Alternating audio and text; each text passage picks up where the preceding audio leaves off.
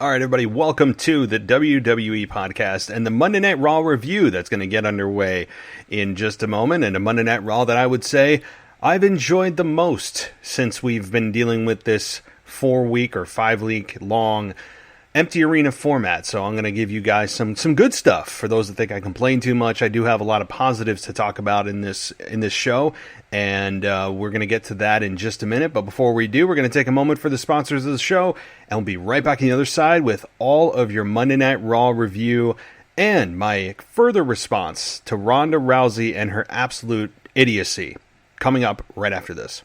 So are you guys looking for a wrestling podcast with an edge? Then check out F the Main Roster. They are two uncouth MFers that talk about wrestling, specifically NXT and AEW Dynamite, hence the name F the Main Roster. One of them doesn't watch NXT, and his partner doesn't watch AEW. So when they get together, most of it's new to them. They tend to smoke the devil's lettuce during shows, so it can break down into ridiculousness real quick. And they've even talked about John Cena's rap career, and how he's the greatest rapper of all time. And they talked about the former greatness of TNA's X Division, and how Road Dogg Jesse James is top 5 dead or alive. Mostly, it's just a couple of friends BSing.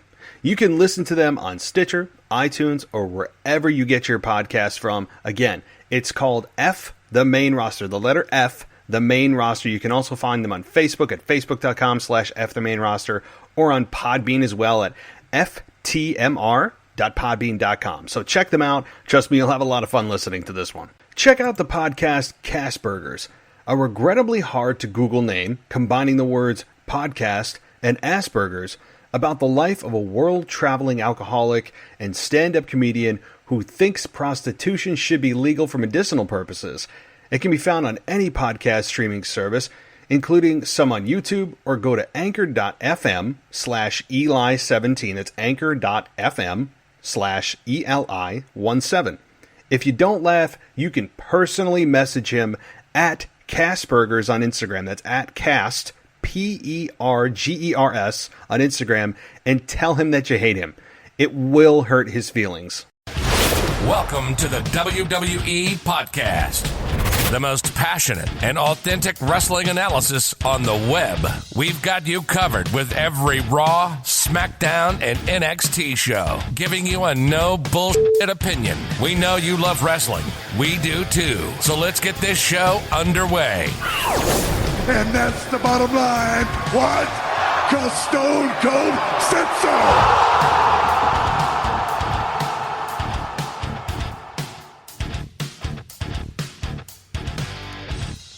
Hey everybody, welcome to the show. We're going to get into Monday Night Raw that emanated from, you guessed it, Orlando, Florida, for the 4th week in a row in the Performance Center. And we are just getting used to these no fans in attendance shows, aren't we? It's a sad state of affairs when we actually start to notice that there are no people there, and it doesn't bother you as much as it did the first or the second or even as much as last week. It is starting to improve in terms of our brains adjusting to the new norm, and I think that's partly due to the human psychology of adaptation, and I also think it's due to simply the fact that WWE is putting on better shows, and they're starting to learn how to adapt themselves and be able to put on shows that aren't built around crowd reaction, and that the performers, the wrestlers, are also getting used to no fans in attendance, so they don't speak as if they're going to get a reaction when they did the first couple of weeks. They're starting to adjust to the fact that they're not going to get any crowd reaction. There's no audible response to what they're going to say or do in the ring, and that they need to adjust accordingly. They may not pause where they normally pause and so forth. So it's getting better, and I think that is a combination of things. So hopefully, again, not just because it's getting better do I want it to continue, but making the good out of a bad situation is what WWE is doing. And if you haven't heard, they are essential. They are an essential part of the Florida services. The Florida governor had come out and said, believe it was on April 9th, something around that time frame, April 7th, and put out a memorandum, if you will, that basically essential services should remain open, and that includes WWE, entertainment, and so forth. So WWE is considered an essential service, which, hey, I know that people are getting hung up on the word essential, and maybe you could take that out of it, but I think that ultimately maybe it is essential for the mental state of people that need an escape and rely on wrestling for that mental escape. Millions of people watch every week, and I think that based on what you deem essential, it could be essential. And I know that many of you may think that it's a stretch to say, well, if you're talking about essential life and death, that's not essential. Well, maybe it is, because I think that people being cooped up for this long, and there's still no end in sight, that it's going to take a mental toll on people. I think ultimately suicide rates will probably increase, depression rates will increase, and something that is preventative or therapeutic in WWE and other entertainment services is essential. So when you say essential, we all automatically go to nurses, doctors, and so forth. I mean, yeah, those people are essential, but essential can mean different things to different people. So I know that a lot of, I've heard negative feedback about WWE being essential. How can you put them in the same category? Well, they're under the same umbrella, but they're not the same thing as doctors going in and nurses going in and risking their lives, or food service worker, or grocery store workers, or whatever. I mean, that is still an essential service too. So, hey, I'm not going to sit and argue with myself, but you guys get the drift. So WWE is going to continue their services. That's what they do. They provide a service of entertainment. And that's what they're going to do from here until further notice. I mean, and that's a great thing for those of us that are using wrestling for a weekly escape, and look forward to the development storylines and the following of characters. And it's just an overall good thing to have, I think. And so, again, with WWE doing these empty arenas, I think some shows have been better than others. Some moments have been kind of weird, and some moments have been just downright good. I mean, we all remember the Bray Wyatt John Cena promo that happened a number of weeks ago before WrestleMania. That was probably the highlight of this entire COVID-19 format of professional wrestling that we were all getting used to now on a weekly basis. But I think we're starting to adapt, and eventually our lives will return to normal. I know that, and again, this is not a COVID-19, coronavirus, whatever, Chinese virus. And God almighty, if anyone thinks that Chinese virus is racist, good Lord. Have you ever heard of German measles? Okay. Have you ever heard of the Spanish flu? Okay. And by the way, Chinese is a nationality, not an ethnicity. So there's that. For God's sakes, people losing their minds over calling it the Chinese virus. The fact of the matter is, it's a virus that we all want gone, right? We all want to see it receive a good old-fashioned stone-cold stunner to leave our lives, to get us back to normal. And I think, there's a lot of talk about, hey, we're looking at May 1st. And, well, I don't know. I think it's going to depend on the part of your country you're in. Trump's leaving it to the different governors, so that means that if you're in New York, like myself, you're screwed, because the fact of the matter is we have more cases by a long and wide margin than any other state in the entire union. So, hey, I think if you're in New York, you're screwed. If you're anywhere else like Montana, you probably have a better shot of reopening, at least in a somewhat more relaxed state, maybe not full blast, but in the next few weeks. I mean, but time will tell. Anyway, let's move on to wrestling, which is why we're here. And I'm going to give you a quick shot of Raw, and I want to talk about the Seth Rollins angle at the top of the show here. And then I want to get back to a Ronda Rousey comments that I had a couple of days ago on her whole spiel on the Steve-O podcast, which I have some very strong opinion on. If you want to hear more of a detailed opinion on that, you can check out my quick hits, which I hope you guys are enjoying. I don't have any music for it.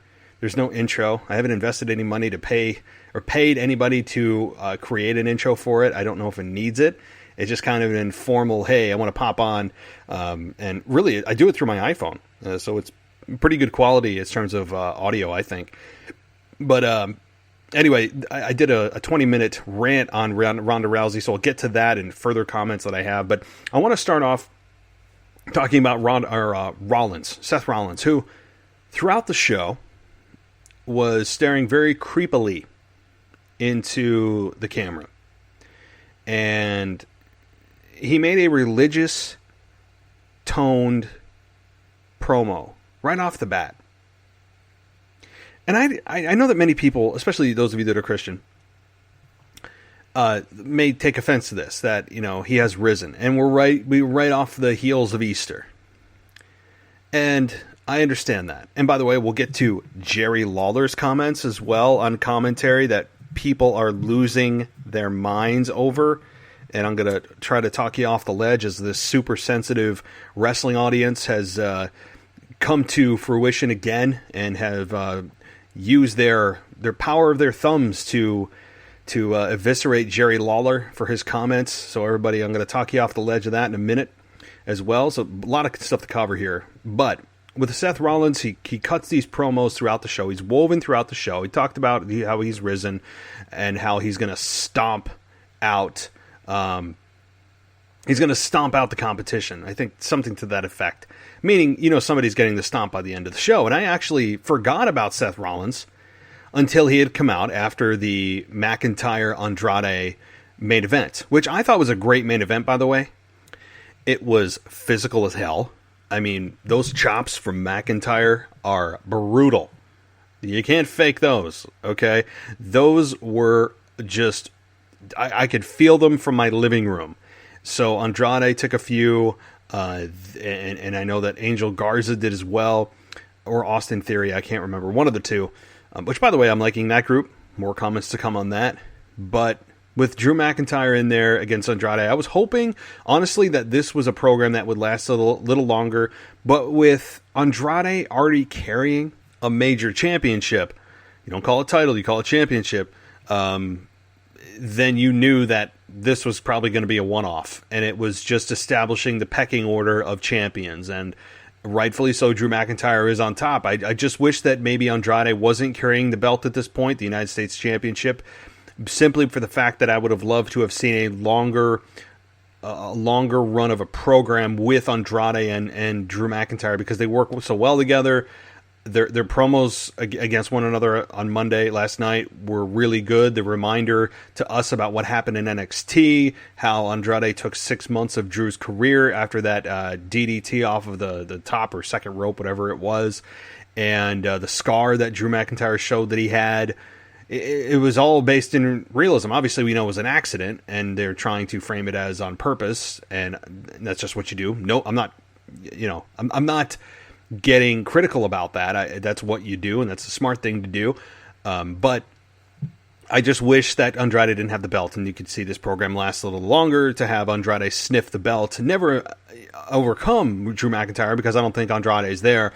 But Andrade on a weekly basis is showing you why he's a United States champion. He's, second in command, if you will, to the top belt on Raw, which is the WWE Championship, arguably the most prestigious belt in the entire company. I don't even think that's an argument. Inarguably, let's put it that way, the most prestigious belt in WWE. And you can make a case for the Intercontinental title, of course, but I think the WWE Championship has the longest or most prestigious lineage, the biggest names who have held that championship. I know the IC title, certainly with the inaugural winner of Pat Patterson. We all know what the Intercontinental title has done for many guys over the years, with Austin and Rock being both Intercontinental champion, and we all know what it means. But I know the WWE Championship is by far the most prestigious and holds the most value. So with that being said, you would have Drew win against Andrade here. It just makes sense. And it was I think, a very well laid out main event. You have Seth Rollins within a minute and a half to go on Raw come out, super kick Drew McIntyre, and then give him a stomp, not once, but twice. And if you listen, one of the producers, or I think it might have been a referee, after the first stomp was delivered, and there was about 25 seconds to go or so, you heard him say to the guys, hey, we have a few seconds left, second stomp. You could hear it. It's underneath the audio, but you can hear it. And so those kind of calls need to be a little bit, I think, drowned out or edited out.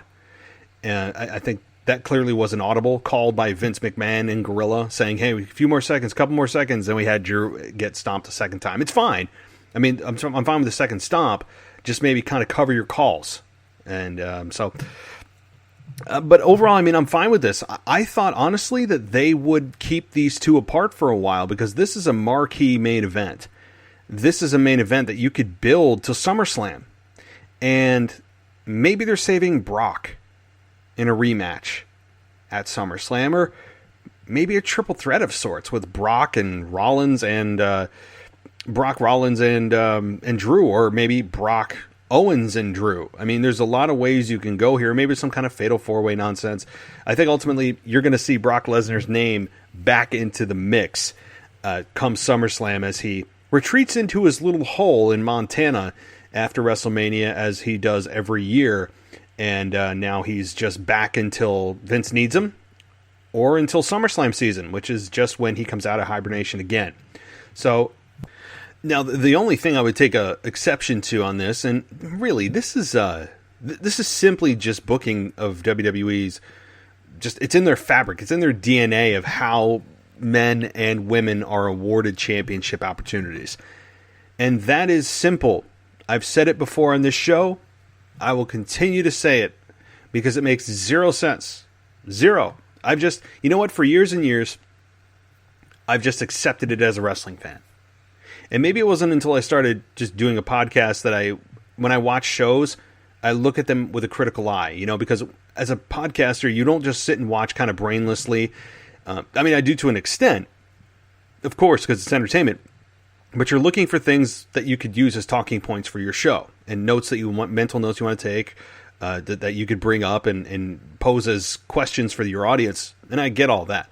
But this is one that's been really sticking in my craw, so to speak. Have I ever said that in my life? No, I don't know where that came from. But when somebody wants a championship opportunity, what's the golden rule in WWE? Do you earn it through a tournament? Do you go to management and beg and plead? What do you do on air? I'm not talking about in real life backstage politics. I'm talking about on air. Presentation, how it's presented that people are awarded the championship opportunity. What do? Everybody say it at once together with me. Attack the champion. Very good. Very good.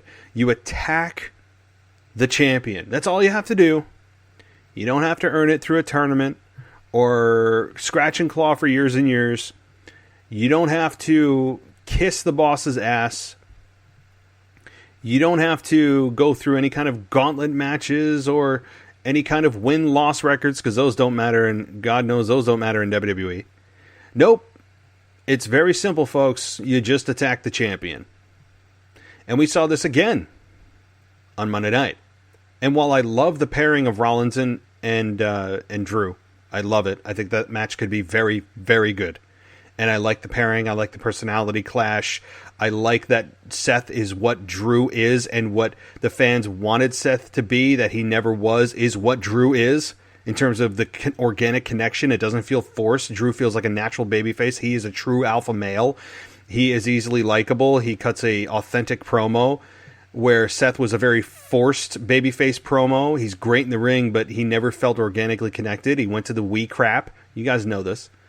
So it's the style could be good, the story could be good, and I think that Seth will bring that out next week. That you're the guy that the fans wanted me to be last year, right? I mean, there's a lot of stuff you can draw from it for next week of the logic and reason behind why Seth did what he did. So I'm interested to hear that, and maybe Seth will have his crew back with him. I think I need his crew because there was a lot of good happening with his disciples, or whatever you want to call them. And I don't know where they are right now. Seth has just kind of been on his own over the last few weeks. But that's all you have to do, folks. You attack a champion, you get an opportunity. I mean, that's how it works in baseball, right? That's how it works in football, and that's how it works in basketball. You would just attack the champion, and you get an opportunity. You may be so angry, I'm going to put my title on the line and reward you. I'm going to reward you with an attack from behind, with putting what I fought for on the line. Think about that. think about that. Those of you that think I'm just bitching and moaning, I'm way too negative, whatever, just sit and think about this. And if you're, oh, it's entertainment, you don't have to think too hard. Well, maybe that's a referendum on you and not me to not even care about how championships are earned, how championship opportunities are earned, right? I don't think that's too far or too heavy of a lift to ask that logic goes away. And furthermore, when you have Seth Rollins lose at WrestleMania clean, he's rewarded with a championship opportunity. See, this is where the booking is backwards.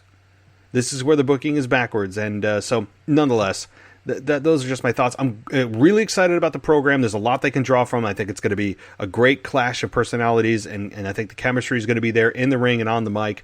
This could be something really special, and it's a shame, again, it's a real damn shame this isn't in front of fans, but this could be one of the best feuds that we've seen, at least in the pandemic era of WWE. Maybe that's what this is going to be called, the pandemic era. I highly doubt it, right? Not going to happen, but I'm excited about that, and we'll continue to just swallow that pill of illogic idiocy of attacking champions to get opportunities. I mean, that's just what happens.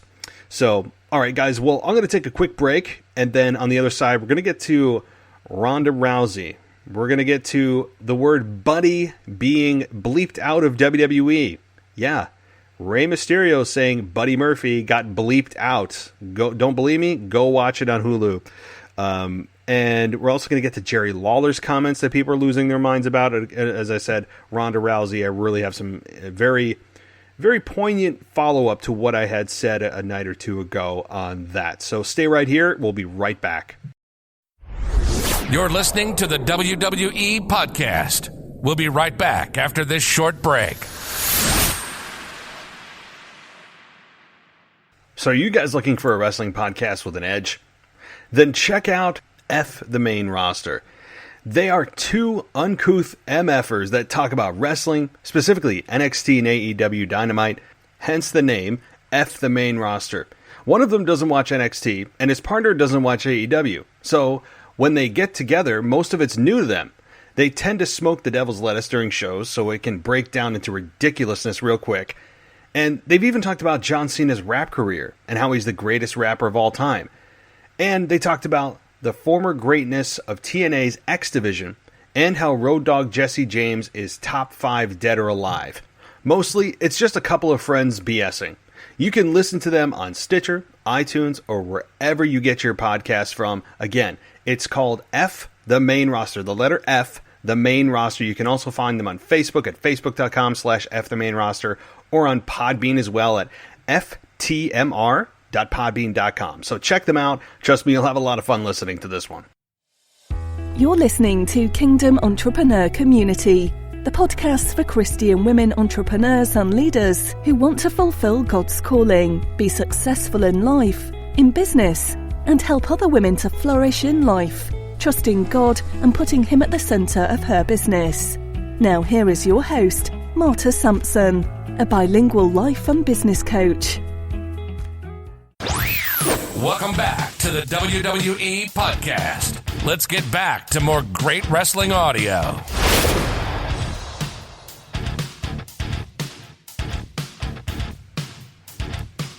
Hey everybody, welcome back to the show. So let's get to the Ronda Rousey debacle. The absolute debacle that is this extremely immature 33-year-old woman. Made a lot of money. She certainly made a lot of her money. And if you don't know what I'm talking about, guys, and you're like, what the hell is he talking about now? What's he complaining about? Go listen to, and you know what? This is an endorsement on Steve-O, okay?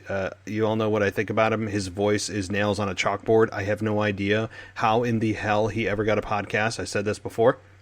He is just, he's unlistenable. But he's got a trillion more subscribers than I do. But I think without Jackass, this guy would just be living under a bridge somewhere. But the fact that he got Ronda Rousey on there, certainly a big score. I'm sure it brought a lot of subscribers, a lot of listens, ad revenue, all that. So congrats to him. I mean, but I his voice is just, it's It's awful. But, so if you don't know what I'm talking about, go listen to the Ronda Rousey or watch the Ronda Rousey podcast with Steve-O that I launched, I don't know, a few days ago. And just listen to her, right? I mean, she is one of the most successful, immature women that I've ever seen in a professional sport. That you look at what she's accomplished and you would think that she would have her head on straight. When in fact, she just continues to open her mouth and prove people right that she doesn't. And I enjoyed her run in WWE. If she's talking about ungrateful fans, again, if they're ungrateful because they didn't cheer you when they should have, that's how fans are. Welcome to pro wrestling. Welcome to professional wrestling. If the fans don't like something, what are they going to do? Boo your ass. That's just what they do. If you're such a big fan and you can't understand that, it's amazing how little you've learned in the amount of time you were there. And also to not even be able to come up with your own gimmick. And I never even brought this up, but the more I thought about Ronda Rousey in WWE, she certainly caught on quick. Nobody's disputing that. She had a great debut at WrestleMania with Kurt Angle teaming against Triple H and Stephanie. We all know that. We all know the game. We all know what she can and can't do in the ring. But she had a very successful debut, a good run in WWE. But to rip off Roddy Piper, I mean, that's straight up gimmick infringement. I mean, you can't come up with anything else? Oh, you're a fan of Roddy Piper. Great. Well, Sasha Banks was a fan of The Rock, and do you see her coming out saying, just bring it? I mean, a lot of the people who are there now, my age, that were fans of the Attitude Era stars aren't ripping off the Attitude Era stars. And she comes out, and I never caught on with the Rowdy thing. I mean, Roddy Piper was one of a kind. Don't try to piggyback on Roddy Piper just because you were a fan of his. You had no affiliation whatsoever. He wasn't your dad, okay? So Charlotte mimicking Ric Flair, it's because that's her dad, one of the greatest, if not the greatest world champion of all time. So she has to go and piggyback off of Roddy Piper because, oh, I'm a fan of him. I mean, that's straight up lazy. Okay? And then, again, she's talking about how hard it is. She had to work 200 days a year. And you know what? I'm taking some points from Jim Cornette, which, by the way, I tweeted out a link to the podcast if you guys want to go listen, or to the Jim Cornette response to Ronda Rousey. And Cornette retweeted it, which thanks Cornette. You are it's appreciated, okay? Because it got more people to see my tweet, which means it got more people to see your view of what Ronda said. So it's a brilliant response to Ronda Rousey, better than I could ever say it. He's got the mouth of a trucker, but it fits and it's awesome. So I'm becoming more and more of a fan of Jim Cornette. I really am. I just love his poignancy. I love the way he talks about things. He's got a potty mouth. I don't care. Okay. Anybody that's offended by that kind of stuff, you're probably not watching wrestling anyway. But he brings up some good points. Ronda Rousey was paid likely well over $1 million to have this run for a year. I mean, we don't know the details of the contract. I think it's pretty damn safe to say that she probably got paid $1 million and a half, as Cornette pointed out. Again, I'm not coming up with some of these points as original thoughts. Yeah, you're ripping off Cornette. No, I'm just giving my own kind of spin and interpretation of what he said because he brings up some damn good points. And so she's complaining about all this stuff, how ungrateful the fans are. Oh, the same fans that afforded you this contract, and then furthermore buy your merchandise to give you a royalty check. All those ungrateful fans, are those the ones you're talking about? Or are you that butthurt over the fact that they booed you when they should have cheered you? Do you feel like you're due that amount of admiration? You're in a different world, sweetheart. You're in a different world if you are that sensitive to a crowd reaction. If you're talking about that's what ungrateful fans are, the ones that are lining your pockets, those ones. Oh yeah, those ones, right? I mean, she's a child. Look, she could kick my ass. She could kick most men's asses that are just kind of your average Joe. I get it. That's not what's at stake here. I mean, if you think I'm discrediting her physical abilities, that's not what I'm doing. I'm discrediting her approach to wrestling, her attitude, and her immaturity towards every time she speaks. You can just see in her eyes she's unstable. Anybody else get that look? Like, you look at her, even in a podcast, I'm looking at her with Steve-O, right? She just looks unstable. Like, she looks very vindictive. She looks spiteful. She has a holier-than-thou type of look at her. I can't explain it. The more I look at her, the more I feel what I see. And what did she do? She did what she always does. She loses and goes into hiding. And look what she did with Holly Holm. She lost 2 fights in a row at UFC, and then went, hidden and ran like a child. That's what children do. That's what children do. They just go into hiding. Okay? It's her comments, too, about wrestling, right? Fake fights for fun with my friends. She said that, and that in and of itself is just like, it just shows you the level of maturity she has at 33 years old. I mean, it just does.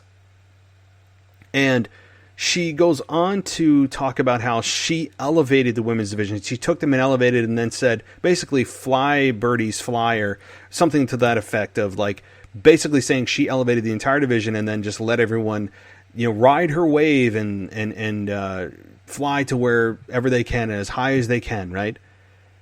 And then in the same breath talks about fake fights for fun with her friends. Now, that is a slap in the face to everyone you worked with. So if they're your friends, then you just tore down everybody and slapped the face of all the women and really the men, figuratively, of the company and the sport, the profession. You just crapped on everybody.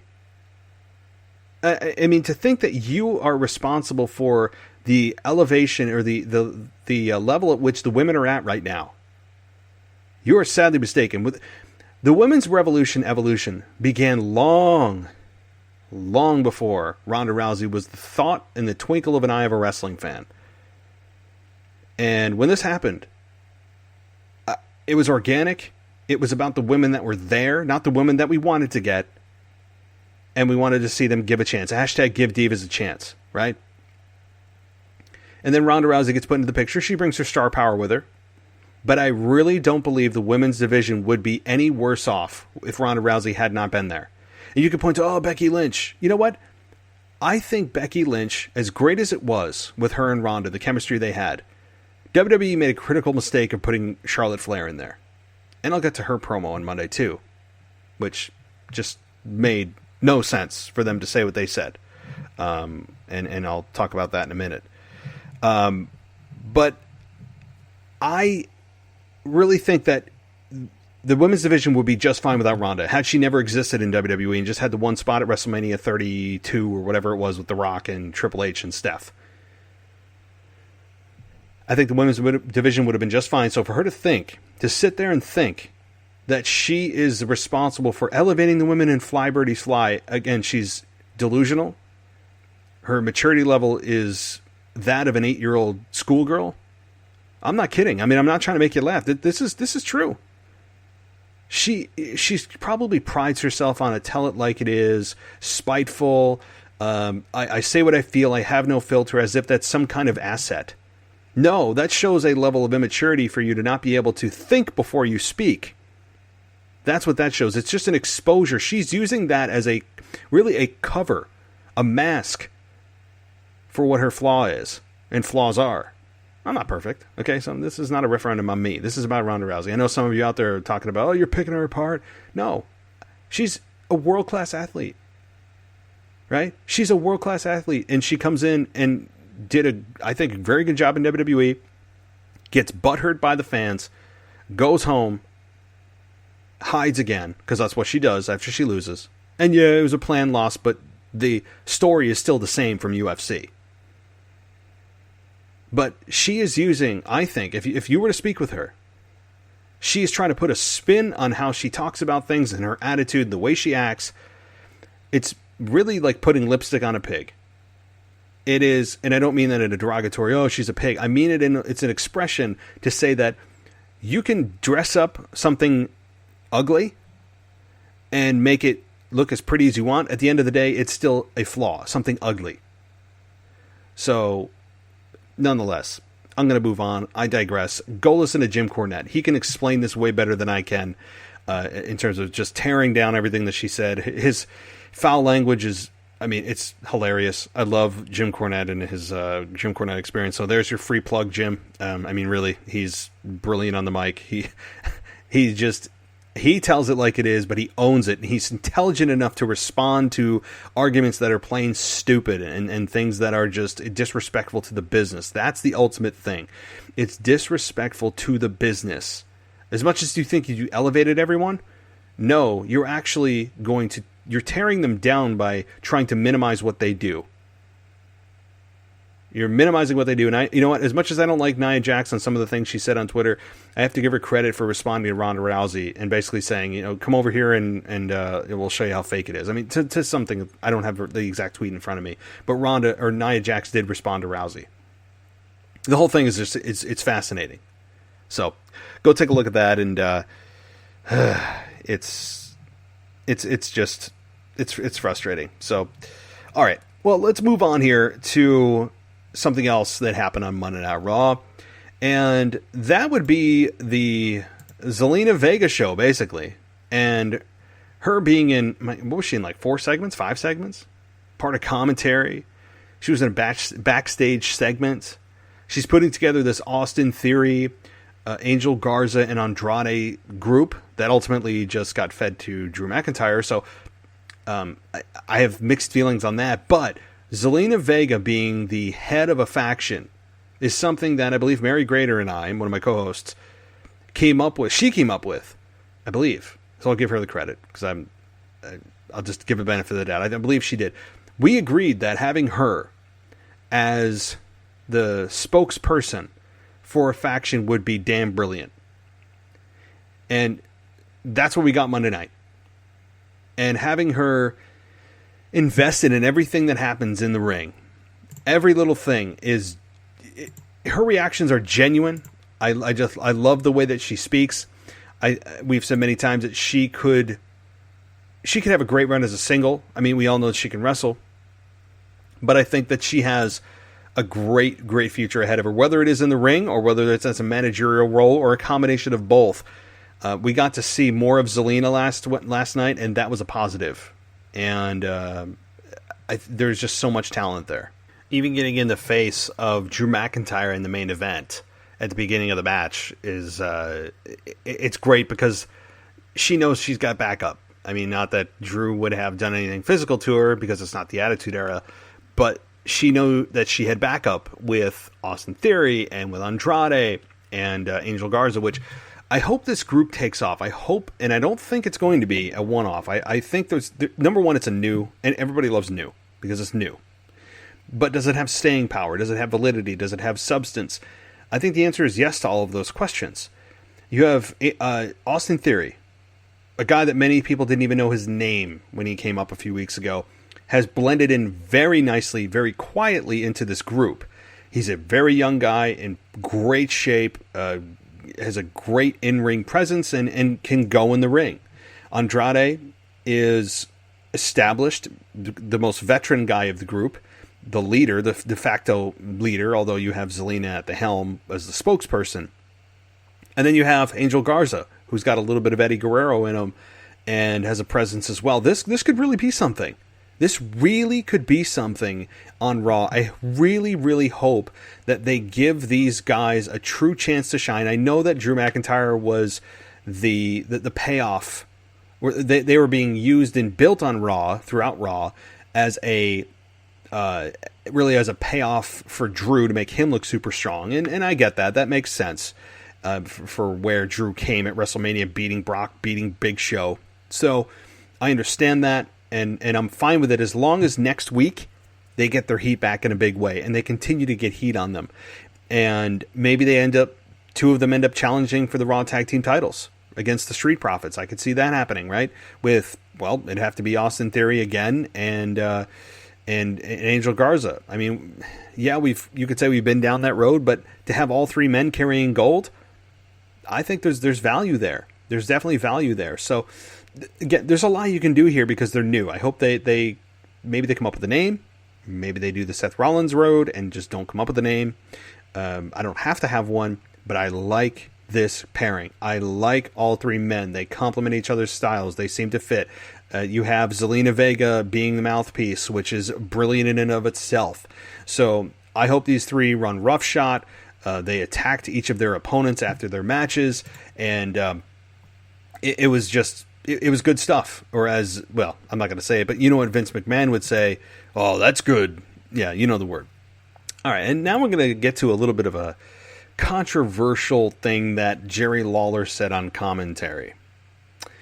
And this came during a match with, then said, Austin Theory and Akira Tozawa. Now, Jerry Lawler is on commentary, which, I wonder why he's even there, given that he is the perfect candidate for this coronavirus to attack. He's got history with heart issues, and so on and so forth. So why Jerry Lawler's there for his own safety and health is still beyond me. They don't need him in the commentary seat, but he's there. Fine. So he cuts a bit of a comment here talking about Akira Tozawa when he did a dive off the top rope. Lawler called it, and I quote, a ramen noodle moonsault. And that really received a lot of backlash from fans. He received a lot of backlash from fans about Akira Tozawa, called it a ramen noodle moonsault. Now, we all know what this is referencing, right? We all know that it references the fact that Akira Tozawa is Japanese, and Japanese people like to eat noodles. I mean, is it that simple? And yet people jump to racism. It's really crazy. And, I've had people say, oh, well, last week, when the Street Profits came out, he said there's Kool-Aid in the cups. Referencing the stereotype about black people having Kool-Aid and liking watermelon. I mean, my God. I don't need to get into the nitty-gritty of it. But people, I don't know how those people who are wrestling fans now would have ever survived the Attitude Era. I mean, seriously. Are fans that sensitive today that they're just trained to go to social media anytime they sniff out a possible racist comment? I mean, is everything just racism? Is that just the easy, lazy, go-to accusation that you make when you don't like something someone says? Someone explain to me, please. Not that ramen noodle or noodles, per se, are tied to Japanese culture and food, right? Because we all know that is a part of Japanese food. And a big part of Japanese food is noodles. They use it for a lot of different things in many different meals. Tell me how that's racist, though. Tell me how associating what Japanese people eat to what Jerry Lawler said as racist. For God's sakes, please. Somebody, explain to me how that's racist. Is it just because, he made an assimilation with what the Japanese culture like to eat, and it's also, he tied it to a wrestling move? I mean, you've got to be kidding me. You've got to be kidding me. We're actually at this stage in our lives where people just have social media at their fingertips and say, hey, I don't like what I said. I think that's racist. Let me put it up. Let me start a war here. It's an awful reflection of see what Jim Cornette said about these fans. I mean, I can't repeat it on air. Just go to Jim Cornette's Twitter feed. He said it perfectly. Actually, you know what? I'm going to do? I'm going to pull it up on my little computer here. And I'm really curious I'm not curious. I want to read this to you with the bleeps in my own voice here. So Jim Cornette had responded to this whole thing about how he said, so now people are mad at Jerry Lawler for telling a joke. Now I understand why modern wrestling sucks because most modern wrestling fans are such whiny little, it starts with a P. They don't deserve good wrestling. How do these people go out in public without breaking out in tears? I love it. I love it. Jim Cornette, this man is like my long lost father. as far as like his opinions and things go, obviously I have no issue with my own dad, but you guys get the message. And I love it because it's true. There are so many whiny little snowflakes out there that just have to take everything to the nth degree and scream racism. It's such a tired victim approach. And you also have everyone getting offended on behalf of somebody else. How is that even a thing? How are you offended on behalf of somebody else? Tell me. But that's what people do now. So people just are just so conditioned to sniff out anything that resembles racism and scream about it and try to create something out of nothing. But anyway, I'm going to move on.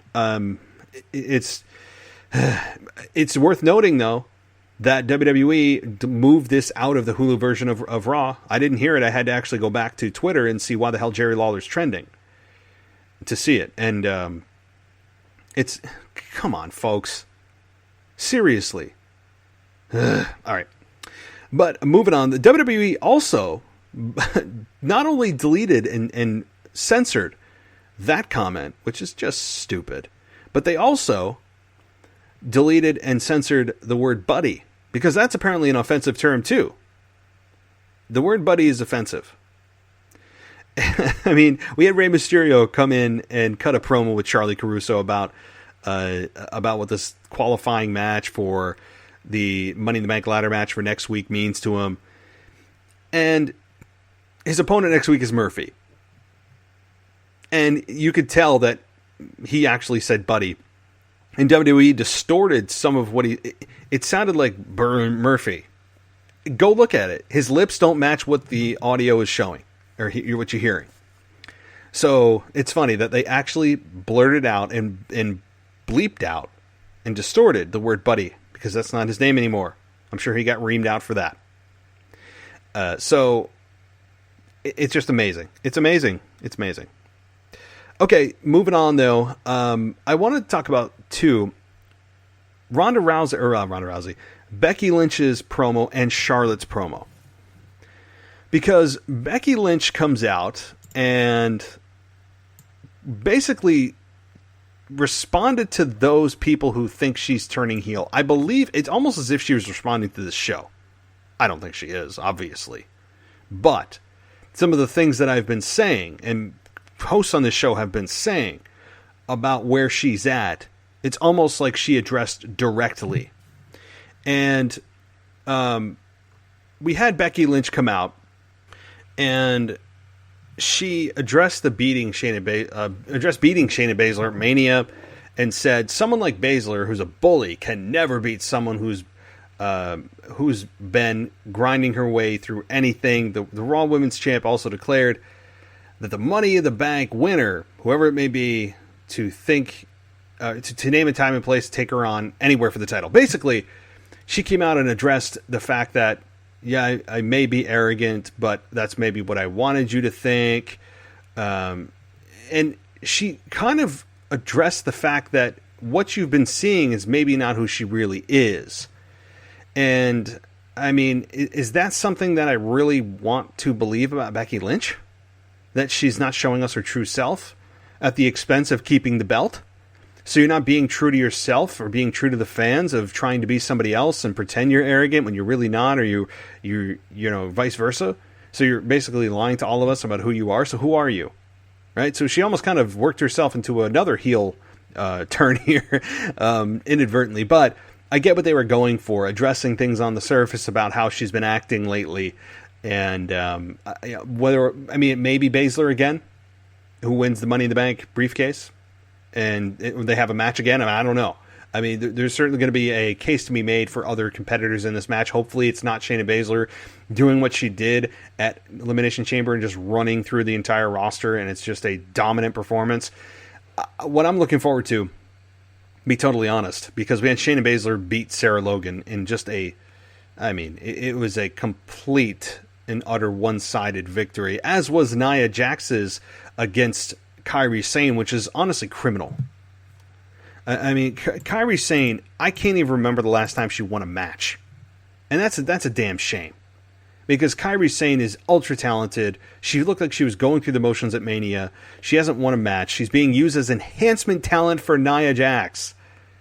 Which, by the way, who's the heel and face in that match? It's heel. But anyway. You had Shayna Baszler destroy Sarah Logan. Made her tap. And now it's really the two top contenders in my eyes of Nia Jax coming face to face with Shayna Baszler. That's an interaction I want to see. That's an interaction that is the money. It's the money angle. It's the money moment you want to see at Money in the Bank. So that should be quite a moment whenever that does happen, because it seems like these two are on similar paths of just kind of running roughshod over their opponents. And again, I could see Sarah Logan being enhancement talent. She got more offense in than Shayna Baszler or than Kairi Sane. And Kairi Sane got almost nothing. Nothing. I don't even know if she got an offensive move in for Nia Jax. It's damn criminal. But again, I'm looking forward to the women's Money in the Bank ladder match because it's not just Shayna and everyone else. It's Shayna, Nia, and everyone else. If I were going to make an early call, I would say Shayna Baszler probably wins and then taunts Becky for the next few months. With Nia being a close second, maybe somebody can come in and screw her, but if she's a heel, then you're not going to want to have her get screwed. I don't know. I don't even know where Nia Jax is in terms of positioning her on a heel babyface roster. I don't know. I don't know if WWE knows. Apparently that's not important enough to address. So, now, we also got a Charlotte Flair promo. It was a very well-rehearsed promo. And that's just what Charlotte does. She's a great deliverer of her lines, but not a great ad-lib from the gut, organic creator of her own material. At least that's how that's how I feel. If it's not right, then I'm reading it wrong. But this is how I see it and feel it. Nonetheless, she gives a promo. The topic here in the essay is history lessons. It feels like an essay because she went through point by point very, very well. Very well. She's good at delivering, as I said. She explained how current history started with her winning the Rumble and her choice of whose title to challenge for. She talked about how she'd already dealt with Bex. Can she just call her Becky Lynch? Do we need to get cute with names? And Bayley several times, and they didn't bother to make a challenge. But Rhea Ripley made the ballsy move to throw down the challenge, ultimately becoming the NXT champion by beating her at Mania. Flair said Ripley called her out because she wants to be like the Queen, but she lacked humility and an understanding of there are levels to this. And then she said that she'll teach a lesson to Io Shirai, starting with the lesson 1. Everyone bows to the Queen.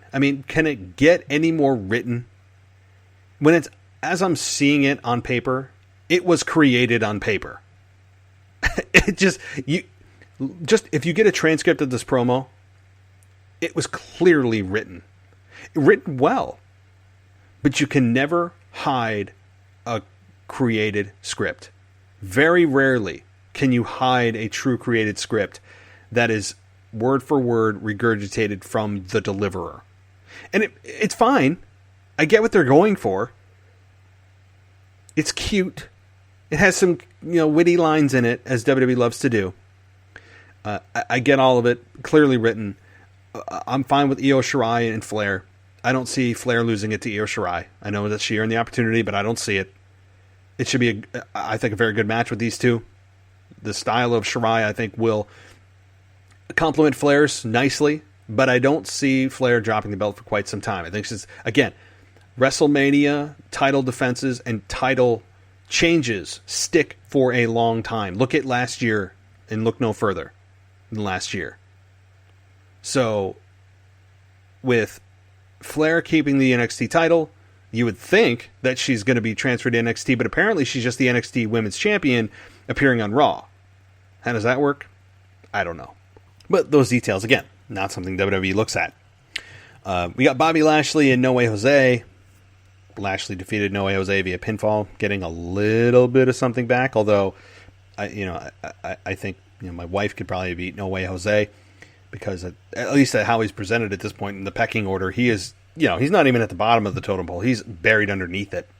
So we got Viking Raiders and Cedric Alexander and Ricochet. The Viking Raiders won, and I give this a B+. I mean, I really would. I really would, maybe even an A. I might give this match an A. It was really that good. And I think Alexander and Ricochet are an undervalued team at this point. They're kind of the dark horse in the tag division, one that is going to, I think, take time to build. I would like them to get a little bit of mic time, for God's sakes. Maybe make them a little bit more established. Give them something for the fans to clam onto, and outside of being just really good in the ring. So this was a really good match. I really enjoyed it. And the Viking Raiders winning. And the outcome of this was, if you were going to make me bet, that'd be a hard one to pick, because you had the Viking Raiders, who just came off of being tag team champions, kind of an underwhelming run, but tag team champions nonetheless, had a little bit of momentum. And then you have Cedric Alexander Ricochet as the up-and-coming team. Who do you put over? Ultimately, I don't think fans will remember who won. You'll just remember how good in the ring that these two are, even in the loss. So that's how you win in a loss, is put on a good match and make fans remember what you did. Overall, it was, I think, a good match. We also, MVP announced next week. That'll be the Money in the Bank qualifying match. The men are going to be doing their qualifying matches next week with Rey Mysterio and Murphy, Aleister Black and Austin Theory, and Apollo Crews and MVP. I mean, if I was going to pick who's coming out of that, you would think Aleister Black, you would think Mysterio, but there's too many baby faces. Probably Murphy, Black, and Cruz. Cruz, MVP is not in this. I thought he retired anyway, by the way.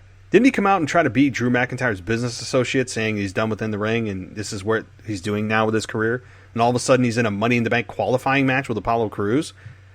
What? I mean, again, I think Vince McMahon sometimes doesn't give fans enough credit, or just doesn't care and thinks that we don't care. Well, we care. And I mean, MVP is a guy that is, I thought, was past this, and apparently he's not. He's just being used when needed to put over other talent. And I'm fine if it's at the expense of pushing Apollo Crews to that next level, because the announcers last week seemed to put over Crews more than normal. He put on a better match than normal, longer match than normal. It seems as if Crews is getting that second push of his career to show what he can do, and I think he'll beat MVP to get that opportunity. So it should be interesting. Oh, the other thing I want to mention, Asuka and Ruby Riott in the women's Money in the Bank qualifying match. I really enjoyed this. Way more than I thought I would. I'm also starting to enjoy Asuka anytime she opens her mouth. Way more than I should. I know they initially said I don't know whether it'll love her or hate her in terms of WWE allowing her to just be on the mic and yell in Japanese and be, basically a walking cartoon, because sometimes it was eye-rolling and flat-out embarrassing, and other times it was kind of endearing and charming in a heel way. So I think she's reached that spot for me of I've accepted they're just going to allow her to yell in Japanese, and occasionally you'll pick an English word out of there. I think Kairi Sane said the first word she's ever said, which was confidence. I think that's how she pronounced it. Confidence is the word that she said, and then Asuka went on her weird tangent about whatever in Japanese, and just ends with the "nobody's ready for Asuka" line, which is all we usually pick out from her promos. On top of easy peasy, I love that. I don't know why I found that so endearing and funny. Her easy peasy line. So I'm going to let her, I would just let her run with the ball. I mean, just take it and run it to the end zone. Let her just be wacky, wild in a big cartoon on television. I don't care. I'm over it now. I'm on the side of just letting it go. I finally made my decision on Asuka and her promo work, if you want to even call it that. So, but again, this match with Ruby Riott, you have to give Riott credit here. She's able to counter the first attempt at the Asuka lock. She was physical. She worked way better than I ever thought she could. Maybe she hasn't got a true opportunity, but this put her on the map in my estimation, because she worked with a world-class talent like Asuka, who is, in terms of the pecking order of the women's division on Raw, higher up than Ruby is. And even in the loss, Ruby, I think, was elevated. She tapped out, but there's no shame in tapping out to Asuka at this point. And Ruby Riott made, I think, a statement. Oh, God, I just said the magic word. Everybody sound the bells. But Ruby Riott did. I think that she put herself on the map here and got eyeballs on her to show management, to show fans that she can work. She's not just this tattooed up formal leader of one of the most underwhelming groups in WWE women's history of the Riott Squad, which was nothing more than just a feeding ground for Ronda Rousey last year to just tear through at a record pace. So I think Ruby Riott showed us what she can do because she was given the opportunity. So I enjoyed this match. Really, I truly did. So there's another bright spot. But overall, guys, I really enjoyed Raw. I mean, I know I had some criticisms, as I always do, and my thoughts on Ronda Rousey are what they are. I'm not apologizing for anything I ever say. I mean, that's how I feel. I'm not going to apologize for how I feel. And if you're offended by Jerry Lawler's comments, I mean, I don't know what to tell you. As Jim Cornette said, and I'm going to kind of piggyback on that. I don't know how you walk in public and just walk outside without breaking into tears. and you got to check out his response to Rousey. It's just flat out awesome. So, boy, there's a lot of free plugs there, Jim. But, guys, I hope you enjoyed the show. If you want to support the show or you want to just tell me how terrible I am, head on over to Apple Podcasts and rate and review me. Many of you have taken me up on that offer. LOL. But that's fine. It's cool. Whatever. It comes with the territory. You can also head on over to Twitter and follow me there at the WWE Podcast if you want to tweet at me or yell at me or call me a racist, because I'm sure that's coming. Whatever. It's such a lazy analysis, but no, whatever. It's cool. And you can also email me, realwwepodcast@gmail.com, if you want to get your question, if you want to get your audio on this show. Email me your voice message at realwwepodcast@gmail.com. Just create a voice memo on your phone and send it. It's simple as that. And I will get this on the show. You guys have heard them before. Rant, a question, a comment, up to you. Try to keep it brief, 1 to 2 minutes tops, and I'll get you on there. You can also support the show in other ways by just telling your friends about the show. Pretty simple. Or going to the website and clicking on the Support the Show tab. And if you do shopping on Amazon, you just click on the banner and it'll start you right to Amazon as you normally would. And it kicks back a little bit to the show for whatever the heck you were going to normally buy anyway. So, guys, thank you so much for listening. I hope you enjoyed the show. It's great to be back in the saddle in a normal week. It's not WrestleMania week. It is now building to WrestleMania 37 in LA. How about that? Let's look forward to that. WrestleMania 37 in LA in just over 11 months. So, yeah, we've got a while. But I hope everyone enjoys their night, their day, their whatever. And I'll be back tomorrow with some nostalgia, Thursday and Friday, AEW, NXT, and then back this coming weekend with a co-host yet to be named for a week in review as we kick off the Money in the Bank season and leave WrestleMania in the dust. Everyone enjoy yourselves. Stay safe. I'll talk to you next time. Thanks for listening to the WWE Podcast. Don't forget to subscribe on your favorite podcast app so you don't miss a show, or head to WWEpodcast.com. And for all of these shows ad-free, head over to patreon.com/WWE Podcast. Until then, we'll see you next time.